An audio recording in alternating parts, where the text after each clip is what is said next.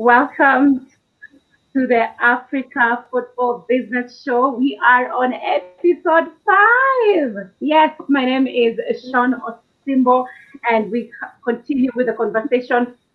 This is the conversation that actually shape African football. And today we have a special guest. His name is Dr. Gerard Akindes, joining us all the way from Qatar. He'll be speaking to us about the growth of football academies across the continent. Such an exciting episode. And why not? Because the African football is now on that high level. And we have to talk about these institutions that have been set up across the globe, if they are working for us or if they're not working for us. And that's why we have Dr. Gerard Akindes with us. He'll just be doing a brief introduction of himself and we'll be getting right into it. And please don't forget to comment below and also send your questions. We'll definitely ask them to the doctor and he will be answering us about everything when it comes to football academies. Welcome, Dr. Gerard. Thank you, Sean. Okay. And thanks for having me here.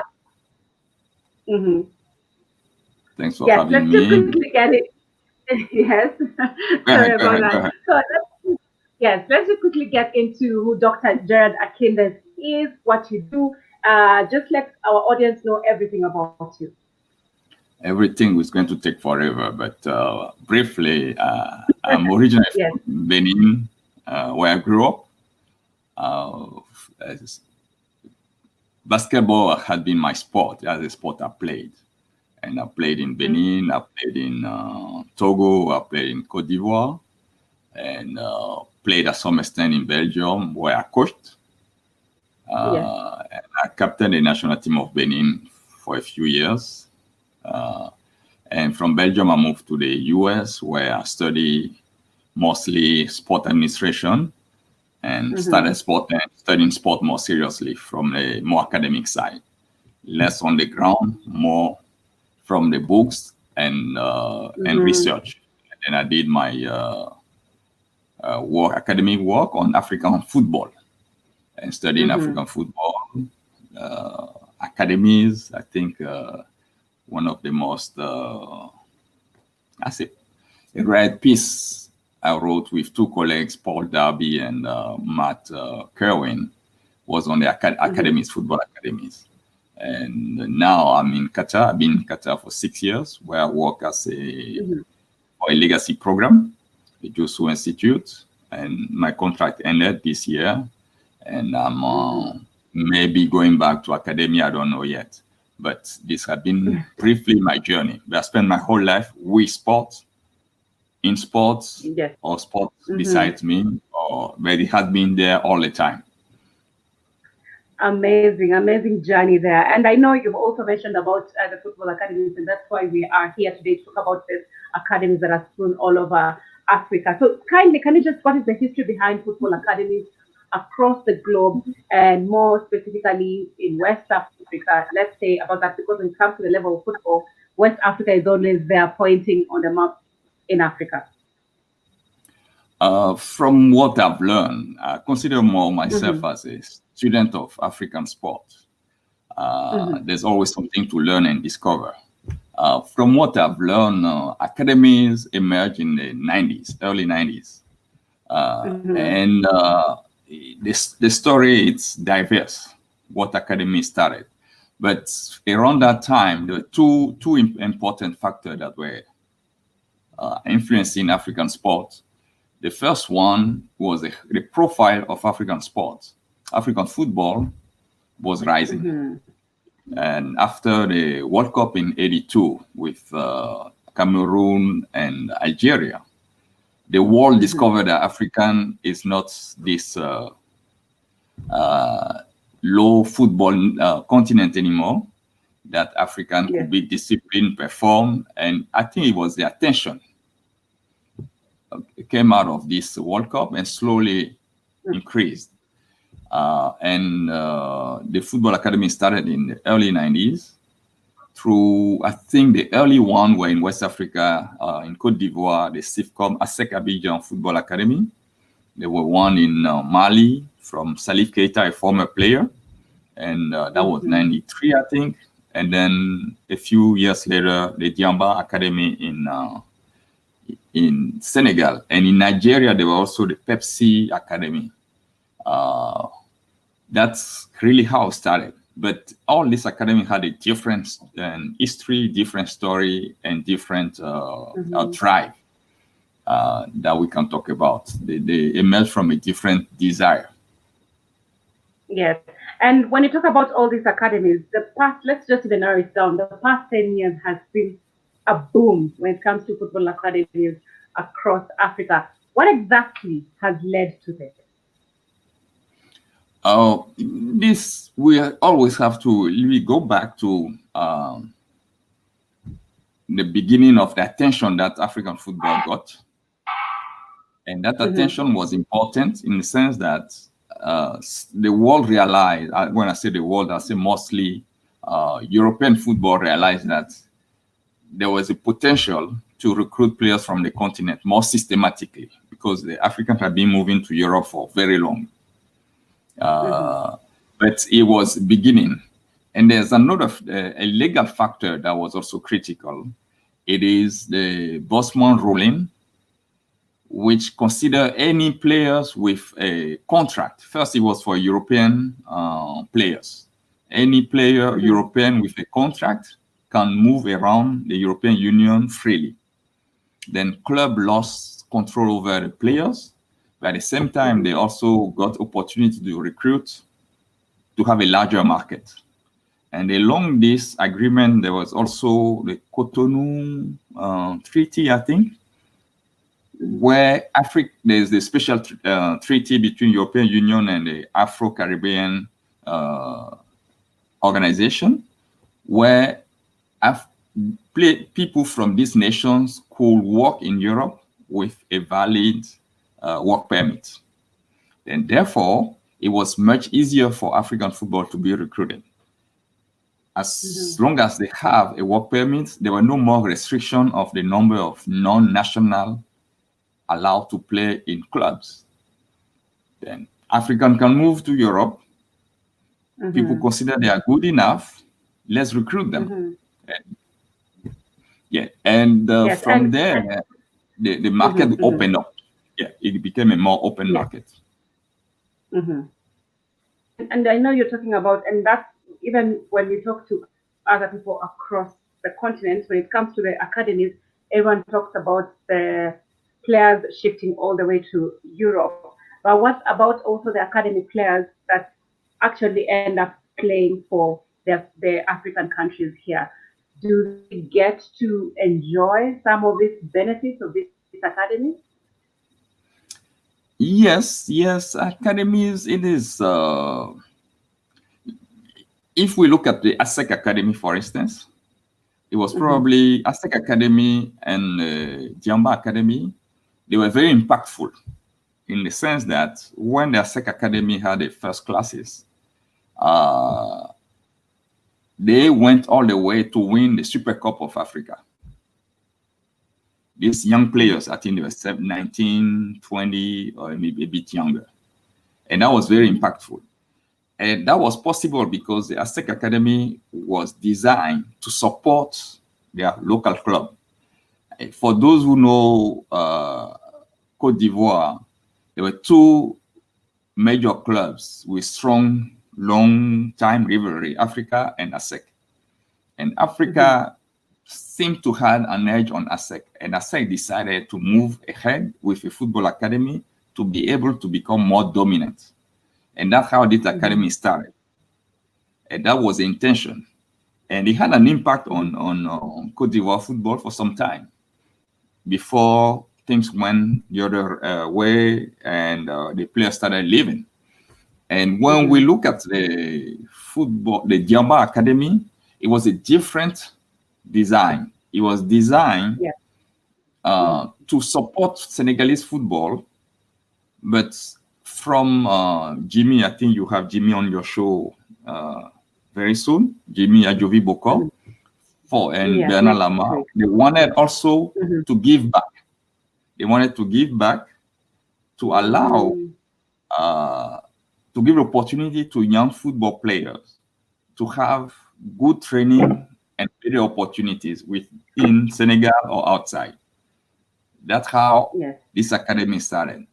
And there were other academies where it was between European clubs and an African venture. That was joint venture. They had a different purpose as well. For a European club, it was a way to recruit to well-trained kids and be able to recruit African players without having to bring them to Europe. They train them and they select the best one. Each academy has a different design, but at the end, what happens the past 10 years, it is moving to Europe became almost the major drive for almost everybody. Yes, for most African players, actually. Yes, yes. Most Yes. academies, that's what they want to do. Yes, and Dr. Jared, can you kindly identify some of the other positive aspects that the continent has actually gained from the boom of the sports academies across the globe? One positive element it is, I say two, for the continent as a whole. We suddenly saw our young under 17, under 20 team perform at the best and globally. World Cup. Nigeria, Ghana, they won several U17, U20 World Championship. We saw that, and that became consistent. That's probably one of the effects of the academies. Better trained young players, and tactically better, technically better, physically better, because they were in better structure. For a country like Senegal, for instance, Diamba has a major impact on bringing Senegal football to the African map in terms of performance. Their youth today are part of the top African teams. What wasn't the case 10, 15 years ago? And Senegal, except the team that went to the World Cup 2002, the quarterfinal, and had a great African Cup of Nations, went to the final. If we look at Senegal performance at the national team level across the continent, it hasn't, in a club level, it hasn't been great. When we look at it compared to the quality of players they always provided to European football. But for the past 10 years, there's a change. We can see that the national teams, U17, U20, and also the senior team is getting much better. And I think the academies is not just the Ambas. There's 2 or 3 other quality academies in Senegal, and the rest are having an impact on the quality of the elite players in Africa in general. In general, they have an impact on the quality of the players. And now, from the individual level, for players individually, going through an academy is like having a scholarship, and then having the opportunity to have a career is a great opportunity. And that's the benefit. That's at the individual level and their families. Yes. And when you talk about the academies, you can see, as you say, the positive side national level. But then when it comes to the club football, which actually takes up most of a player's time, it seems like Africa is still, lagging behind, because now that talent at the same time is the one that goes to play in Europe, and we end up with a bit of hitches here and there in African football. Can something be done different to encourage the players, academy players, to actually still, play for the club back at home? Some of them do play for the clubs. When we look at the ASEC Academy, they play locally. Those who don't move away. Diamba has a club locally. There's another club in Sacré-Cœur in Dakar, Génération Foot. They all have local clubs. They contribute definitively. Unfortunately, for most of them, the players leave early. Too early, and that is a loss for the clubs. And for a club like Diamba, it creates a turnover that is too high to have a performant first division club. Uh, the challenge for football academies, it is their origin is part of the challenge, but I won't consider that the main challenge. The main Mm-hmm. challenge is they're not anchored from the get-go to the local football. Our local football is relatively fragmented. We FIFA a few years ago asked us to have Mm-hmm. pro leagues. The challenge a pro leagues represent, it is a pro league to function and to be competitive needs a lot of money because you need professional players, you need to pay this, you need to pay this. Once you get all this money to manage a more or less competitive and functional pro league, the overall structure Mm-hmm. of the national football is there's no support. There's no support. When European went to pro leagues, of course, it was a desire to make their league stronger, generate more Mm-hmm. revenue.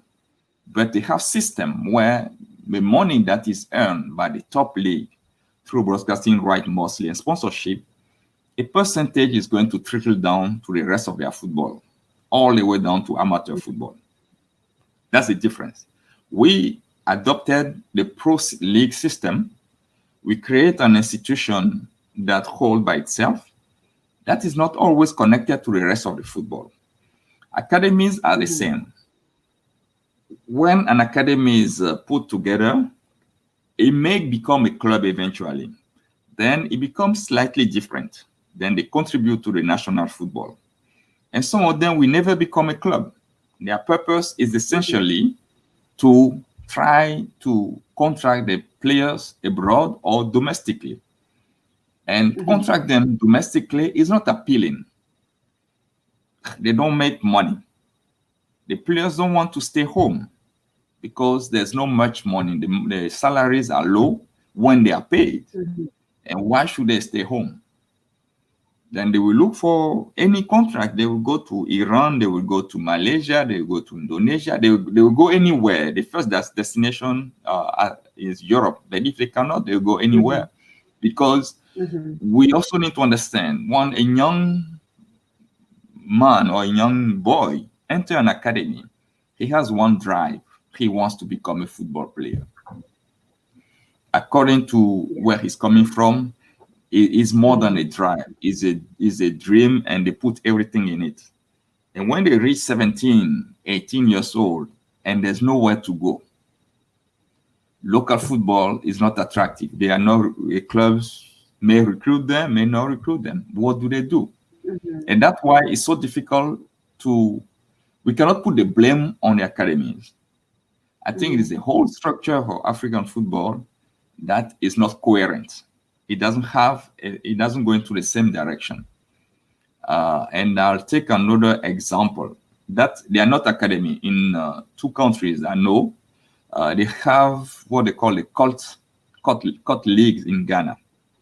There's a Mm-hmm. neighborhood teams that are put together. They play tournaments and teams recruit from them, and academies are going to recruit from them as well. In Senegal, they have the Navitans. They are also neighborhood teams, and they have a well-organized competition. It works. Mm-hmm. They are form of academies without the structure and the infrastructure behind them, and they are not connected to the rest of the football. They feed it organically, but they are not part of a system that is going the same direction. Yes. And this brings me to my next question. As you talked about the players and some of them being also discouraged because of the systems that have been set in place, maybe some of them are not working. Are there any selfish interests behind football academies in Africa? And if yes, why is this? This first selfish interest, I think, is these young boys, young men. Mm-hmm. They want to, Mm-hmm. that's their first, and I don't blame them. It is, and most of the time, there's a family behind that is ready to invest, or we already invested in them to get into the academy and to Mm-hmm. try to make it abroad. And once they're abroad, they are going to support a family. Uh, and besides that, uh, The academies, most of them, even if they start with the intention to Mm-hmm. generate revenue out of contract abroad, it's still difficult to do that. It's very difficult to have a good contract with a club in Europe for Mm-hmm. many reasons. Connections, the club, are they willing to get your players? There's so many things Mm-hmm. that are not in place to just to have anybody to wake up and say, okay, I'm going to take kids abroad. It's impossible. Or if it happens in a very bad condition. But a lot of people believe that when you have an academy, we are going to Mm-hmm. make money. The challenge is when the people understand, or if you can understand how you make money in Mm-hmm. football, it's very difficult to just set up an academy, look for a few kids, and make money. It's very, very Yeah. difficult. Mm-hmm. And for many reasons. You don't belong to the network. The value, nobody knows your academy, nobody knows your kids. How do you evaluate the kids? Then that's what is going to expose them to all these agents or fake agents Mm-hmm. around who are going to come to recruit the kids because they Yeah. will promise the contract, the test, everything. That's where the risk is.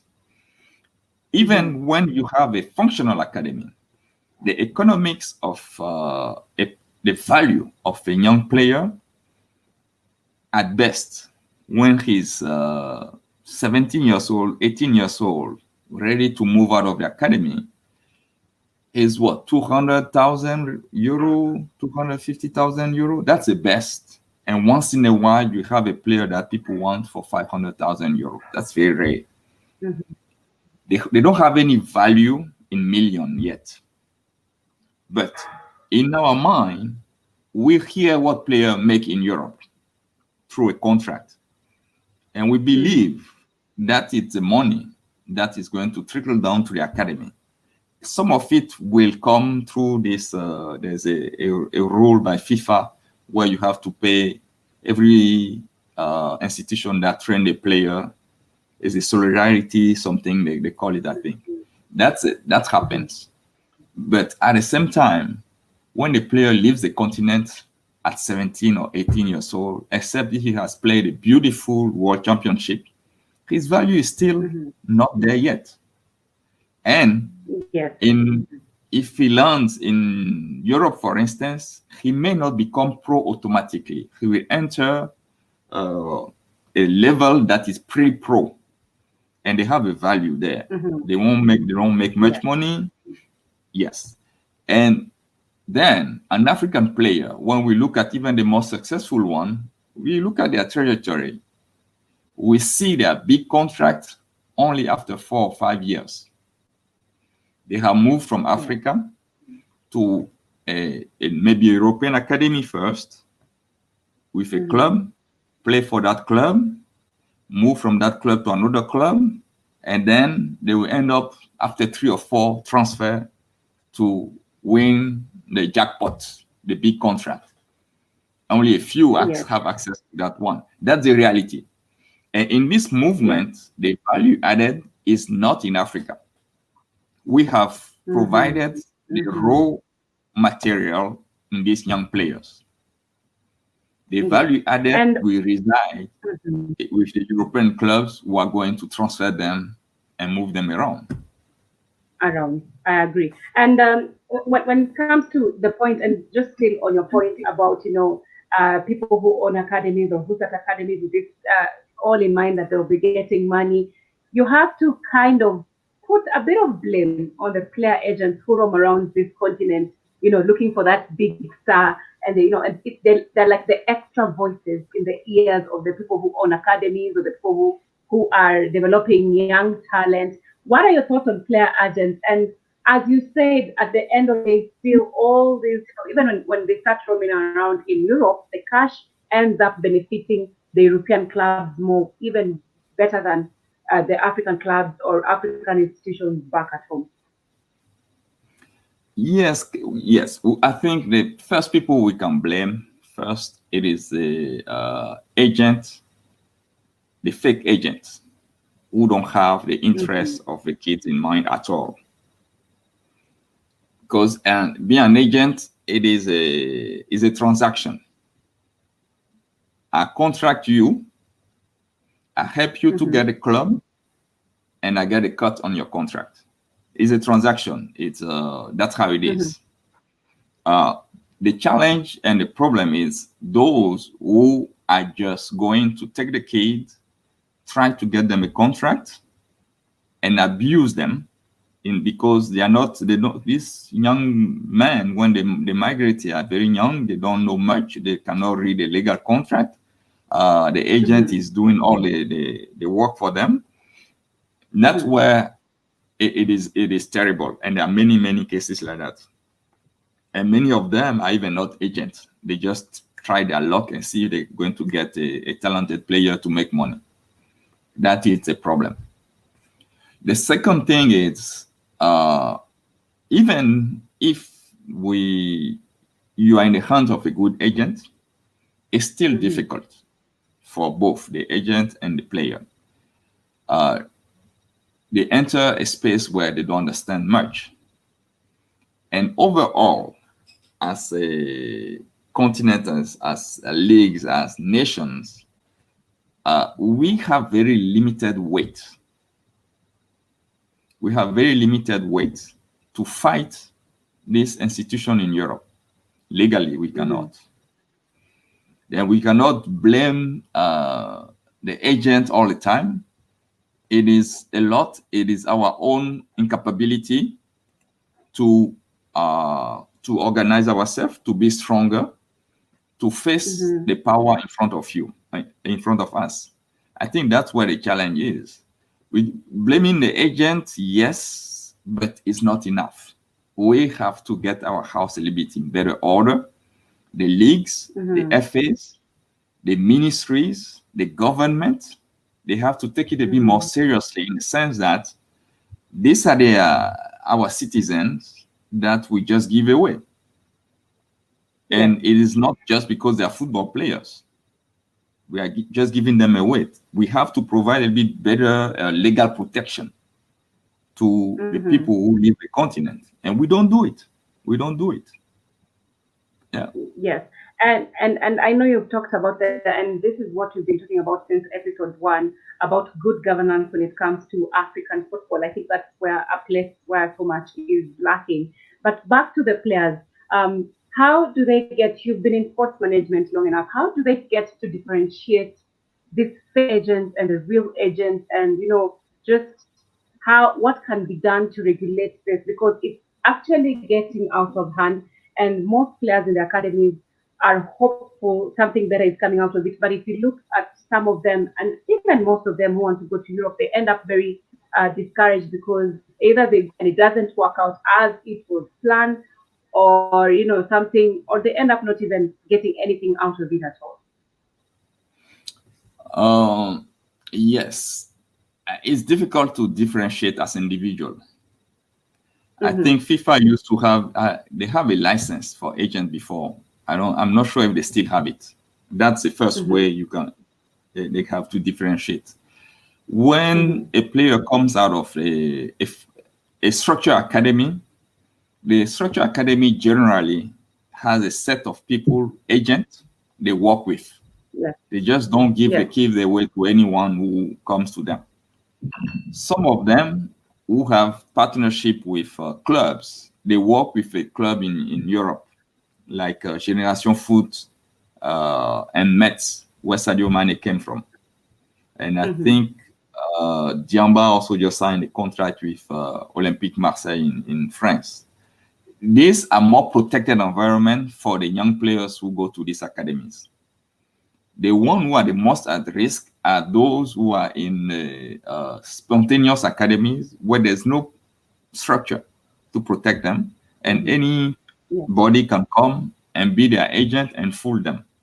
And I think at that level, the the FAs first have to be stronger in terms of regulating who can have an academy licensing everyone. We have to license the Mm-hmm. players. We have to license who has an academy. Provide, if it's possible, some legal training. There's all kind of information and training we have to provide, because people who have Yeah. academies, spontaneous academy, even if they just want to make money, they still want to support these kids, and generally they do. There's a lot of good intention and desire, and Mm-hmm. but there's not much in our system to make sure that they are recorded, they get training, they get any legal exposure, or any Mm-hmm. system that tell them, okay, I want to transfer a young player. I go to this office, I go Yeah. to the ministry, there's a lawyer there who can evaluate. This is things we have to put in place. And it's not a Mm-hmm. lot, it is just a matter of willing.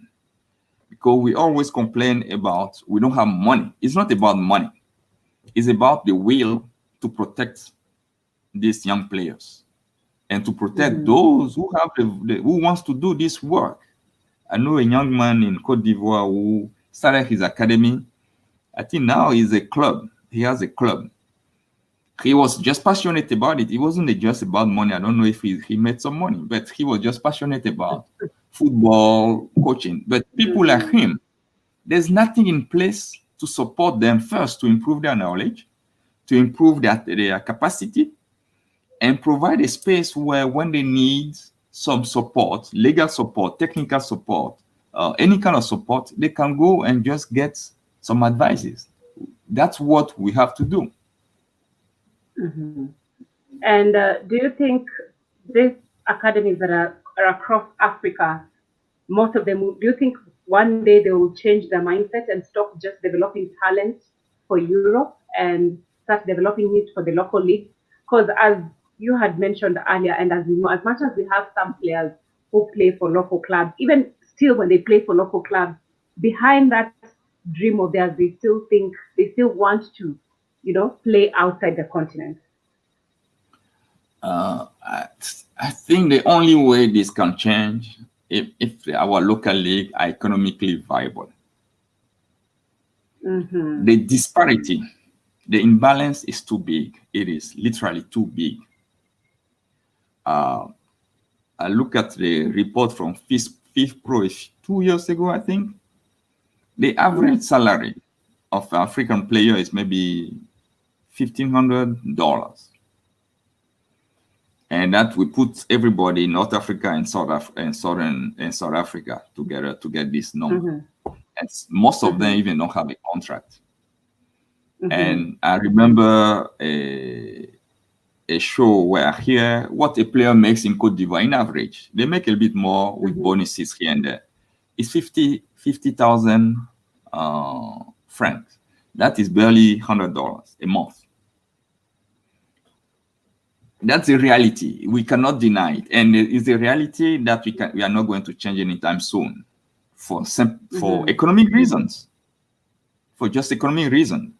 Football is not going to create a special, beautiful economy. Football live on a beautiful economy. Uh, then a player who is going to make $1,000 somewhere on a regular base is only better Mm-hmm. off than a player who stay home. And that's the reality of the imbalance. If Mm-hmm. you go play in North Africa, you make maybe $5,000-6,000 a month. That support your family. You go play in some countries in Indonesia, you can make maybe $15,000 if you are the top, if you are one of the best one. That is better Mm-hmm. than whatever you are going to make in sub-Saharan Africa, excluding South Africa. Then it's difficult to ask these players to stay home. I think the challenge it is football cannot offer them much at this point. That's we have to be completely realistic with that. Football cannot offer them much. The other challenge it is a lot of these players are not schooled properly. Then their perspective outside of football is not great either. And then they look around, look, and the only thing I learned to do is playing football. I'm 20. What am I going to do? I'm going to leave to try to find something else somewhere else where I can make some money to sustain myself, send $500 back home, and pay some bills with the family, and the family is also pushing them. That is the reality. The socio-economic context of Africa is such a way that keeping players for economically, I don't think is for any time soon, except a few clubs on the continent who can afford that. Tepe Mazembe, a few. I even look at ASEC in Cote d'Ivoire 20 years ago. The players were better off than they are now. It's difficult to admit that, but it is a fact. Yes, and you're talking about lack of information. The information is there, but when it comes to Africa, education, the lack of just educating ourselves and educating each other is such a crazy thing when you think about it. And the fact that even the players themselves, even from the academies, even if when you go talk to the young children academies, what academies in Europe, they'll be taught, you're in an academy, they're going to school, this is what you expect about your future. But here in Africa, you're just being told, kick the ball, kick the ball, kick the ball, and there's nothing. When it comes to information, there's no information about where you're headed to or your future. You just know, I want to play in Europe, and it's going to be hard, it's going to go through, or stuff like that. And that brings us to a point that we have been talking about from episode 1, how African football needs African solutions. So what do you think are the solutions, and how we can use the academies that have been set, or anyone who's watching this and wants to set up an academy, to promote the African game before we even think about promoting the game overseas? That is a tough question. I remember Peter talking about it, Solomon talked about it, Goblat also talked about it. It's a tough question. I don't have any clear answer to it. But what I think Maybe about African sports. A phase would take in that, yes. What I think about African sports, what have been lacking forever. The first thing, it is the human capacity. Our knowledge level, it's across the board, no good. When I say no good, it doesn't mean that we don't have people with the knowledge. We have a few. But when we scale it nationally, it's just a few people. Most of our countries don't have the basic of coaching program licensing. We don't have it. We have to rely on CAF to send instructors, organize programs, or FIFA. We have people locally who can deliver trainings. We have a few. We cannot put in place a coaching school. It doesn't have to be a full-time school. I play basketball. I coach basketball. In Belgium, there is a coaching program every year. Every year, you pay not much money, and you go through the instruction and you go through everything. And they pay a little bit money to the instructors who are expert coaches, and that's how they train their work. They believe they develop their knowledge. What we do, we live with a few people and we think that we are already good. A few people cannot leverage our nations, cannot leverage our sport. We need scale. We need to scale what we do. We need to think differently. What means honestly, I've been completely honest. We cannot afford professional sport at this point. I explain why. What? Yes. I explain why. From what I Mm-hmm. know, professional sport relies on money. And the money comes from, most of the money comes from three or four things. The first thing is your ticketing. You need to sell Mm-hmm. tickets. Second, you need to get sponsors behind you. You have to sell merchandising that generally, except the big clubs, it doesn't generate much money because you have to sell Mm-hmm. million and million, but it's still possible. And then the last one that also transform European football and make it so powerful and so attractive, so pulling for everybody, it is broadcasting, TV. And they Yes. are all linked. They are all linked to two things. They are linked to what you put on the ground, your club, your team, your players, Mm-hmm. and eh, your spectators. How many do you have? And once you have quality on the ground, you have Mm-hmm. decent facility. They don't have to be luxury facilities, decent facilities. You have spectators coming in. Then you attract media, you attract sponsorship, you can sell merchandising.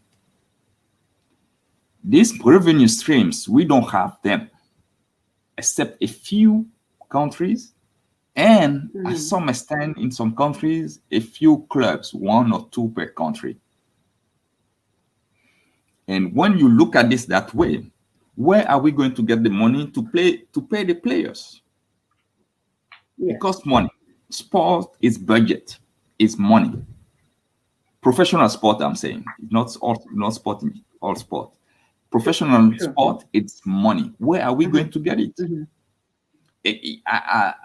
I hear people say we have to commercialize, we have to commercialize. Yes, but the root of our sport is not in shape. It is a popularity. In Kenya, Gormaya is Yes. playing Leopard. You have people. But out of these two games, how many people do you get? The other. Mm-hmm. Mm-hmm. Okay. Then Yes. and it has to be consistent. It has to be better managed. It doesn't have to look like Europe, but people have to come to the games. Our culture of football, even it's completely, I won't say destroyed, but it's distorted. We consume European Mm-hmm. football. That's Mm-hmm. where our identity sits now. Our local football has no identity locally anymore, less and less, except two, three clubs. Then where are we going to get people to consume? And when they consume, to make money to play players. Then football, professional football, at this point, is not the most viable trajectory for us. The way it's done in Europe. We have to find Mm-hmm. different ways to develop an elite football that is not 100% relying on money that a club can make. Okay. It's difficult. It's difficult. And academies, as they Yes. have the same challenge. You want to have an academy that is functioning, uh, food, coaches, equipment, everything you pay for these young players. Where to get the money from?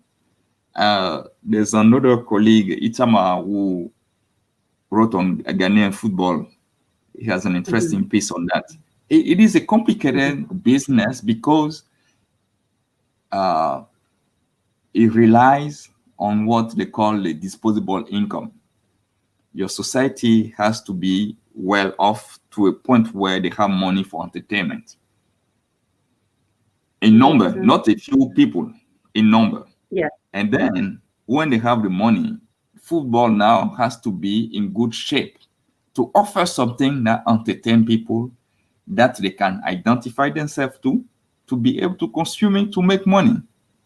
And that's where I say it's difficult to entertain professional Mm-hmm. sports in the model we see today in Europe or in the US. And even those Yeah. continent, when we take Europe, only a few countries have these big salaries, these big sports, and within them, they are not all equal. Is it the model we want? Do we want that model? I'm not sure, because the model of European football today, it is just the model everybody is criticizing. It's the model of 1%. Yeah. So what you're saying is that we Africans need to be real with ourselves. We need to accept the reality on the ground and find our own ways of getting ourselves out of this mess, because we have already created the mess in African football, and find our own ways to get out of this mess. And during the process of getting out of this mess, also look at how more funds on the table, because when the eyeballs actually switch and start supporting local football, then that's when you can make the steps to having, making players comfortable, retaining our high-end talent, and encouraging the players. Because I know most players, even when they go play in Europe, all they want, as you said, is to come back and support their families and have a comfortable life back at home. So I hope everyone who's watching, especially the officials, they can take this into account that, as we said, African football needs its own solutions. So before we kindly go to the questions, Doctor, let me just take the last question. So what do you think is the future of football academies in Africa? The future, I think they will survive. Many of them will survive. Those who have good funding behind them, those who are well run, they will survive. But I think with time, we'll probably see a few of them disappearing because of economic condition. But my hope it is the football academies has to be part of the overall, coherently, not just as it is now, not organically as it is now, coherently part of the football system. Means that a good football academy supports national football, and national football contribute to support football academy. That's what it is. And football academies cannot be just standalone football ground to train talent. They have to be part of a broader system. And they also they have to be connected also to the communities. Some of them are, many of them are not. They have to develop a community identity and potentially, if possible, a club identity. They have to be part of something. They have to develop an identity. It's not just a factory that manufacture and sell. It has to become part of the society. And then it may be better, but definitively football, people who run football, FAs and ministries have to sit and see how they can create a coherent system, not a fragmented system. Yes, and that's where I feel like we can talk the whole evening about the growth of football academies. I think we will have to continue this discussion some other day. I hope Brian behind the scenes will work something out, because there's a lot to talk about. Because from the football academies, that's where you can get to see what grassroots football feeds the main African football. You can get to see the talent. You can get to see the future. So we are hoping the people who are watching will actually, follow just the advice and all that you've said here. So quickly, let's just jump into the questions because of time. We have Peter Legi, who was on the show before. He asked, how are women's football academies similar or different from men? It seems that African women's football has so much potential for growth, but youth development is uneven. Access. How women football academy are very rare. There are few, but they are more. They are more in the organic sector of informal sector of academies. But they are, and that's a big difference. We don't have any marquee women football academy on the continent. We don't have that. But there are some attempts to create some football academies. And when Peter say that African women has so much potential. I believe that too. I believe that we can develop women football without going the route of professionalization. When I say professionalization, it's full time. We can do part-time football with everybody, men or women, boys and girls, through good programming. But to be able to do that, we have to rely on stable structures. And the most stable structures in our societies are municipalities and schools. These are the stable structures. They are there, they are not moving. We have to rely on them.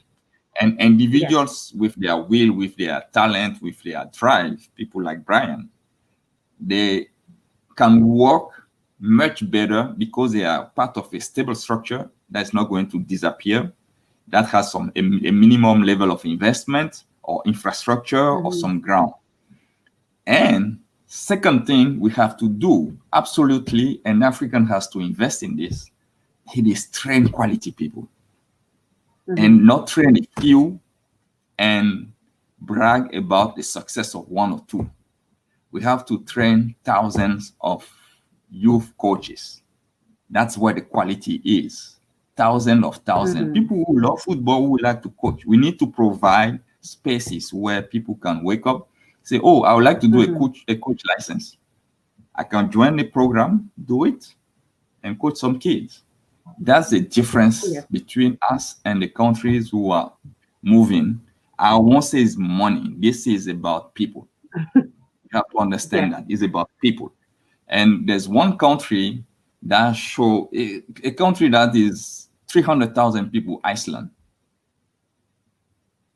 They went to the World Cup, they went to Euro. They may not succeed doing that every time, but with 300,000 people. But their investment was in their people and licensed coaches. That's what they did to maximize what they have. We have, I don't know, million times of what Iceland have in terms of human capacity. But without quality coaching behind our kids, and the girls and the women, is the same thing. And the last thing about women, so far the game is not very. Not everybody in the world is playing women football well.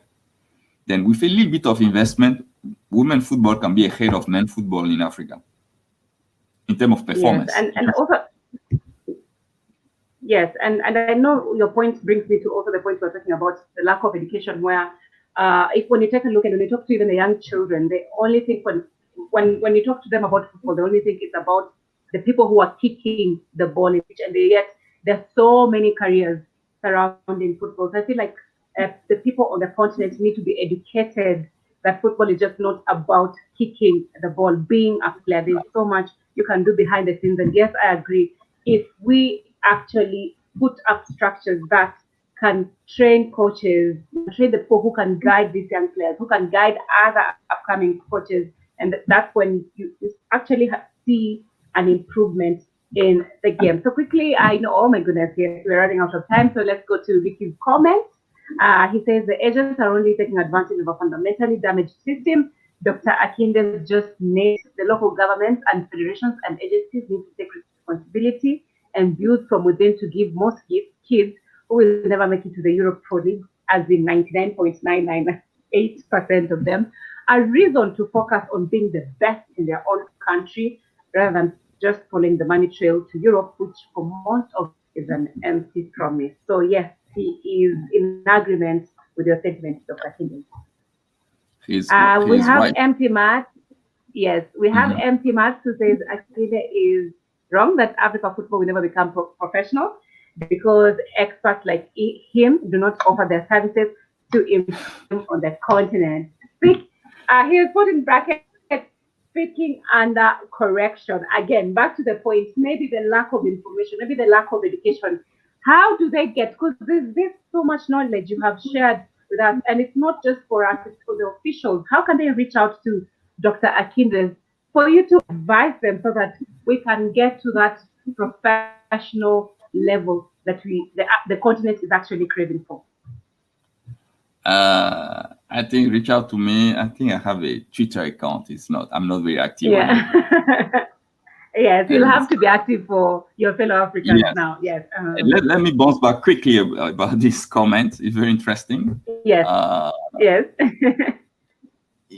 just a quick clarification. When I say professional, African football will now be professional, I'm saying the economic Mhm. relationship that we see in professional football in Mhm. Europe Mhm. is not for Africa at this point. At the same time, professionalization for me is not just the transaction of I'm making money, I'm giving a service, I'm making money. The Mhm. expertise can be professional Mhm. without the monetary transaction, and we can develop the expertise, and that will Mhm. generate and bring the transaction, the economic and monetary transaction after. We try to put Mhm. things ahead, the money before the expertise. At this point, yeah, that's my point. But they can reach out to me anytime. I'm open. Yes, and that's why this is a conversation about African football. We realize people are not talking about it, so let's start talking about it instead of just saying Tipi Mazembe beat Gor Mahia 1-0. We want to know the business behind football, where it starts from the grassroots side all the way to the top level. That's why we are having this discussion on this show. Let's quickly go to Andrew also says, what is the future of academies in Africa that are funded by entities from outside Africa, such as ASFA in Senegal? Do these academies contribute positively to the football teams they are based in? Uh, we can Aspire is a very unique model. Aspire Academy in Senegal. They have Mm-hmm. an African range. They recruited continentally, and they Mm-hmm. train them in Senegal. They contributed because I think one of two players from that academy were in the Nigerian national team that went to the World Cup in 2018. Mm-hmm. Yes, it's never lost. It's never lost because there's an investment of young people. It's never lost. Now, Mm-hmm. they were not in the Senegalese football system on the regular base. They play friendly games, they play abroad. They were not part of the system on the regular base. And from that point, their contribution was less. But at the same Mm-hmm. time, they probably employ a few people here and there. There is a level of contribution, but it may not be enough. It may not be enough for the Mm-hmm. investment that was made in that academy because it wasn't a low cost academy. They had to recruit across maybe 10, 15 countries. There's a book that was Mm-hmm. written by Sebastian Abbott who talk about that. If I recommend it to people to read it, to Mm-hmm. understand how that academy operates, but it's different from the other academy. Mm-hmm. We have Saavedra saying NTG is not an academy, but it's moving the goalpost. That's what it means. It's not an academy, but it is, however, vibrant. Players have moved to national team and abroad, e.g. Efi Akida. Efi Akida is a Kenyan player who plays for the women's team, that is Harambee Starlets. And moving the goalpost is training coaches. That is what the academy does. It trains coaches, referees, and football administrators. So I think this is an example of a Yeah. sports institution that has actually catered for the local needs, and people are already seeing the fruits of such sports institutions, as we were saying. Uh, let's go to the other one. Derek Kakan says Dr. Akindes had mentioned the financial benefits that accrue to the players, most of whom won't find other financial assistance, considering their poor and lack of education. Preventing the players from living abroad when they have good offers won't be of any good. They need the money and they are better trained by the foreign academies before they turn 18. Comes down Uh, to money, Dr. Kindes. I, I made a Money, quick money, comment money. about moving the goalpost by Mata. Yes, Yeah. it's a good approach, and it's also the meaning of it. It's the quality of what people get in terms of human development in this small type of Yes. Mm-hmm. organization. It's the people. Mhm. It's not the money. And to reply to Derek, hi Derek, I agree with him. But at the same time, I'm still convinced if we have quality people in our system, before the kids are 18, they don't have to go abroad. Even when they pass 18, if the football is sufficiently structured and good, some of them will raise to their potential when they're 22, 23, not at 18. And they will Mhm. go abroad. That is not a problem.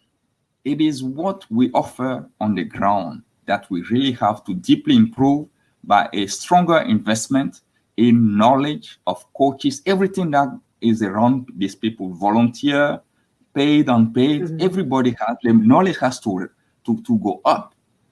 And players will go, that's not the problem. By the way, Africa is not the most exporting continent in football. The biggest Mhm. nation that exports footballers in the world is Brazil, more than the whole African continent. Oh yeah, yeah, But yeah, their football is not there at home. Their football is not there at home. yeah. True. Yeah. We have Rikiwa again. Says therefore you need to invest in educating them locally and encourage foreign coaches and organizations and clubs to invest inwardly rather than just extract. And I hope so many people are actually getting this and watching this, so that they can understand that it's time. It's time to actually just promote our own, even if we have to start from scratch. Dr. Akindes, you can agree. Even if we have to start from scratch and build slowly to the top. Before you just make your last comment, let me just read this. Well articulated, Gerard. I like how you attended to the issue of the future of African football. Yes, we wrap it there. So, yes, Dr. Kindes, your last, your final comments, your last words to the lovely audience that's watching. I think first I want to thank you for having me here. And Sean for your facilitation, Brian. It was a pleasure. And for the audience, I believe that African sport has a beautiful future, Mm-hmm. but there's I'll say more a paradigm shift that African football and Africans in general have to articulate. They have to work on it. It is what Mm-hmm. does football means to us? To us, what do we want to do with it for us? And Mm-hmm. last thing, the resources are not exporting players. Our best resources are developing people in our nations. It's not exporting. It's like a gold and all these things. That is not our wealth. Our wealth is Mm-hmm. our people, and that's what we have to do in sport and training people, educating people in football and any other disciplines Mm-hmm. in quantity, Mm-hmm. not just having one or two uh, success stories. It is Yes. having thousands and thousands of well-trained and well-educated people to take care of each other and to take care of the continent. Yes, as you said, the human aspect. That's where we're supposed to start from. Thank you so much for joining us, Dr. Gerard Akindes, on the episode 5 of the Africa Football Business Show, brought to you by the Football Foundation for Africa. Here's where we are talking about African football. We decided to start this conversation about African football to help our own football because we've seen the level of talent. We've seen how Africans are passionate about this game, and we've seen how if we just put our structures straight, if we put our system straight, how we can actually take over the world. Thank you so much once again, Dr. Gerard Akindes. I hope you'll be accept our next invitation. We need to do this again, delve further into the point to discuss. Thank you so much. God bless Thank you you. and have a lovely evening. Thank you to everyone who watched. I can't Thank wait to you. see you next week. We have a very exciting guest, Boko, and he'll be here. He'll be talking to us. I can't wait for that interview. Yes, next week. God bless.